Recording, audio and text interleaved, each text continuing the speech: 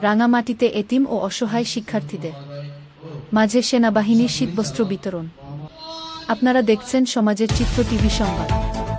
রাঙামাটি থেকে আলমগীর মানিকের ভিডিও চিত্রে দেখুন বিস্তারিত। শীত মৌসুমে সুবিধাবঞ্চিত, গরিব ও এতিম শিশুদের পাশে দাঁড়ানোর অনন্য দৃষ্টান্ত স্থাপন করেছে বাংলাদেশ সেনাবাহিনী। রাঙামাটি শহরের উত্তর ফরেস্ট কলোনি, বনরূপায় অবস্থিত তাহফিজুল কুরআন মাদ্রাসা ও এতিমখানায় বাংলাদেশ সেনাবাহিনী রাঙামাটি সদর জোনের উদ্যোগে শীতবস্ত্র ও কার্পেট বিতরণ করা হয়েছে।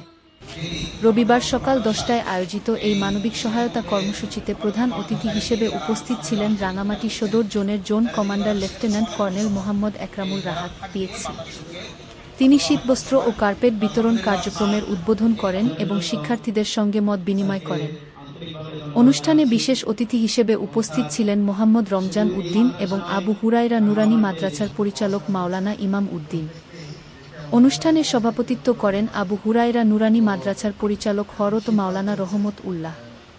অনুষ্ঠানটি সঞ্চালনা করেন মোহাম্মদ আরিফুল ইসলাম। অনুষ্ঠানে উপস্থিত বক্তারা বলেন, শীত মৌসুমে অসহায় ও এতিম শিশুদের জন্য শীতবস্ত্র একটি বড় প্রয়োজন।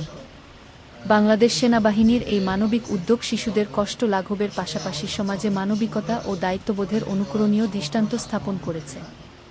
মাদ্রাসার শিক্ষকবৃন্দ ও শিক্ষার্থীরা বাংলাদেশ সেনাবাহিনীর প্রতি কৃতজ্ঞতা প্রকাশ করেন এবং ভবিষ্যতেও এ ধরনের মানবিক সহায়তা অব্যাহত রাখার আশা ব্যক্ত করেন।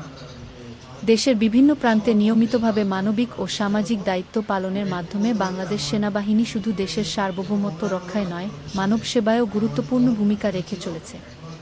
সমাজের চিত্র টিভি সংবাদের সাথে থাকার জন্য ধন্যবাদ।